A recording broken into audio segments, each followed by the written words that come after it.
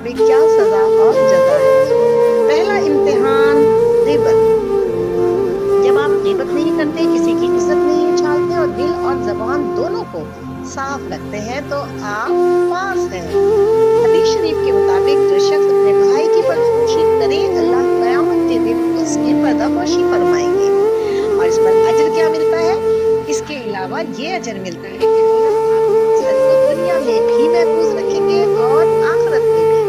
दिल में सुकून, नूर और हल्कापन पैदा हो जाएगा। लेकिन अगर कोई इंसान दूसरों के पीठ पीछे उसके ऐब बयान करता है, मजाक उड़ाता है, बदनाम करता है तो आप फेल हो चुके हैं। कुरान पाक में अल्लाह पाक फरमाते हैं, ग़ीबत करने वाला मुर्दार खाने वाली जैसा है।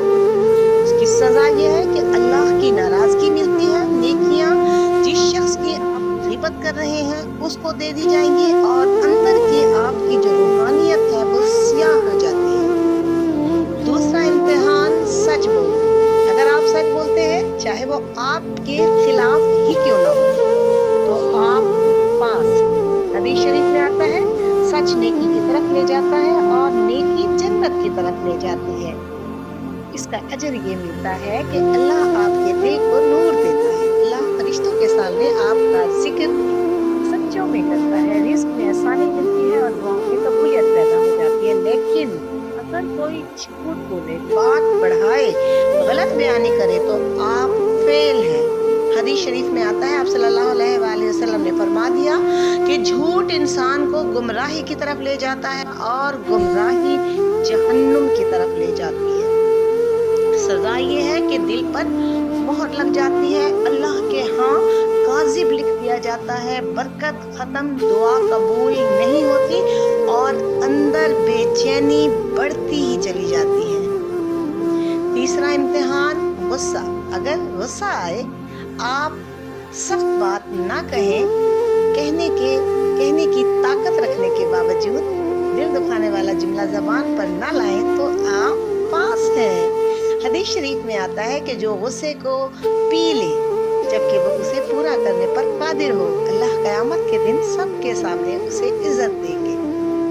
अजर ये है कि दिल नर्म हो जाते हैं, आपके रिश्ते महफूज रहते हैं, अल्लाह आपकी लोगों के दिलों में मोहब्बत अता कर देते हैं। और इंसान अगर गुस्से में गालियां दे, बुरा भला कहे, बद्दुआ दे तो आप फेल हो चुके हैं। हदीस शरीफ में आता है, आप सल्लल्लाहु अलैहि वसल्लम ने फरमाया, गुस्से में ज़बान से निकली हुई बातें इंसान को जहन्नुम के गड्ढे तक ले जाती हैं। कुरान पाक में एक और जगह अल्लाह पाक फरमाते हैं, कड़वी ज़बान शैतान का अमल है और उसकी सज़ा क्या है कि घर में बेबरकती हो जाती है, रिश्तों में दूरियां आ जाती हैं, दिल में सख्ती आ जाती है, नेकियों का ज़ाय हो जाना यकीनी बात है। नतीजा क्या निकलता है कि ज़बान इंसान के ईमान, अंजाम और असल किरदार का दरवाज़ा हुआ करती है। कुरान पाक की रोशनी में हम ये कह सकते हैं कि इंसान ज़बान से कोई एक लफ्ज़ भी ऐसा ना निकाले जो अल्लाह और अल्लाह के रसूल के खिलाफ हो। सूरत काफ आयत नंबर 18 में अल्लाह पाक फरमाते हैं कि इंसान ज़बान से कोई एक लफ्ज़ भी नहीं निकालता मगर उस पर एक निगरान फरिश्ता मुकर्रर है जो फौरन लिख लेता है। यानी आपकी ज़बान पर आया हुआ हर लफ्ज़, हर जुमला, हर बात तख्ती पर लिख दिया जाता है। या अल्लाह हमारी ज़बान को पाक कर दो, हमें ऐसे अल्फाज बोलने की तौफीक दे दो जो दिलों को जोड़े, तोड़े नहीं। हमें गीबत, झूठ और गुस्से की आग से महफूज फरमा दो। हमें उन लोगों में शामिल कर दो जिनकी ज़बान और दिल साफ हों और जिन्हें तू दुनिया और आखिरत में इज्जत अता करे। आमीन या रब्बुल आलमीन। अपना बहुत ख्याल रखिएगा, लाइक कीजिएगा, सब्सक्राइब कीजिएगा, बेल आइकन को ज़रूर दबाइएगा। अल्लाह हाफिज़।